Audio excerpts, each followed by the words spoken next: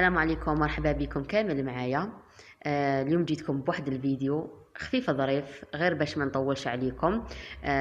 بوصفه بزاف سهله وصيفيه، ونبدلوا شويه من الوصفات. اول حاجه هنايا عندي حبه باذنجان كبيره، عندي هنايا 3 حبات تاع كورجيت ولا قرعه باش تفهموني مليح. انا هنا بعد ما غسلتهم ونشفتهم عندي هنا طبسي درت فيه شويه تاع فارينه. الفارينه راح نرمت فيها كامل هذيك البتنجان باش من نقليها تجيني مقرمشه، وزيد ما تشربليش بزاف الزيت. الوصفه تاع اليوم بزاف بنينه صيفيه. راح نرافقوها بصوص طوماط. هذه الوصفه تجيب بصوص طوماط، تقدروا تسموها شكشوكه باذنجان مع الكورجيت، تجي بزاف مليحه. ميم اللي عندها كونتيتي تاع الباذنجان تقدر ديرها كامل باذنجان بصوص طوماط كيما هكا. نرمد كامل هذيك الباذنجان ومن بعد نبدا نقلي فيهم.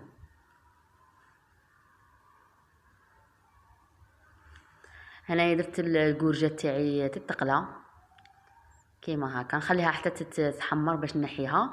ميم الباذنجان تاعي تنقليها كامل كيما هكا حتى نحسها باللي تقرمشت باش نحيها. باش كي ميم كي ديروها في الصوص طوماط راح تجي مقرمشه، ما تجيش، ما تخلوهاش خضره بزاف. حمروها شويه باش تجيكم بنينه. بالنسبه لاصوص طوماط هنايا تقدروا تستغناو على البصل. انا درت شويه بصل، عندي حبه طوماطيش راني سكرفجتها، عندي شويه تاع ثوم، ملح وفلفل فلفل اسود، عندي مغرف تاع طوماطيش كونسونطري كيما هكا. نقلي كل شيء مع بعض كيما هكا، نقلي كل شيء مع بعض. في الاخر عندي ربع تاع ماء نزيدوا لها، ربع كاس تاع ماء غير باش يطيب لي هذاك البصل، وزيد نسحق فيها شويه تاع الصوص، لاني بعد ما نقلي كامل هذوك الخضره تاعي اللي راني وجدتها معاكم نرميها في هذيك لاصوص طوماط كيما هكا. ما نبقى نخليها غير تغلي غليه واحده ونطفي عليها. هنا راني قليتهم ووجدتهم، دوك نديرهم في المقله تاعي، نقيسهم في هذيك لاصوص ونخلطهم مام دقيقه غير تشرب لي هذيك لاصوص نطفي عليها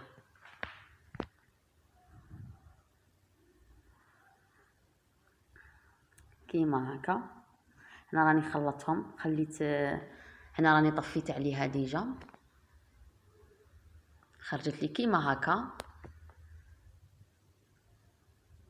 خلوها واحد دقيقه غير تشرب هذيك لاصوص، طفوا عليها.